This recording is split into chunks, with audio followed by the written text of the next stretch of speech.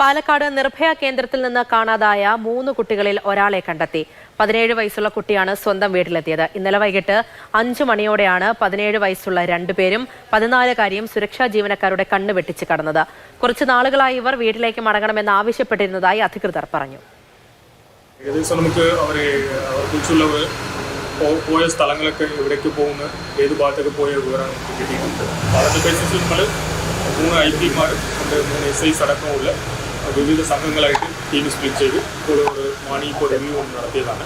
അപ്പോൾ അതിൻ്റെ ആ ടീം ഫീൽഡിലാണ്. അപ്പോൾ അവർ ഫോളോ അപ്പ് ചെയ്തിട്ട് പെട്ടെന്ന് പിടിക്കാനുള്ള ശ്രമങ്ങൾ നമ്മൾ ഭാഗത്തുണ്ട്.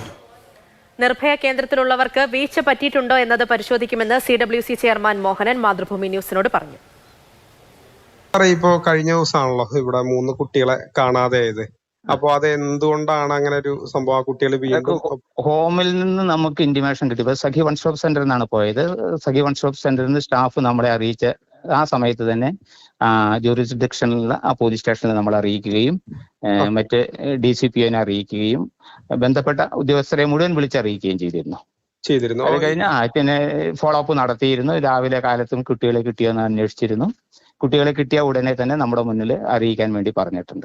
ഇത് ഈ സെന്ററിലുള്ളവർക്ക് എന്തെങ്കിലും തരത്തിലുള്ള ഒരു നോട്ടപ്പിഴവ് വല്ലതും വന്നിട്ടുണ്ടോ? അങ്ങനെയാണ് അതൊക്കെ റിപ്പോർട്ട് നമ്മുടെ കയ്യിൽ കിട്ടിയാൽ ലാബ്സ് എന്തെങ്കിലും വന്നിട്ടുണ്ടോ എന്ന് പിന്നെ പറയാൻ പറ്റുള്ളൂ. നമ്മുടെ കയ്യിൽ ഇപ്പൊ റിപ്പോർട്ടായിട്ട് റിട്ടേൺ ആയിട്ടൊന്നും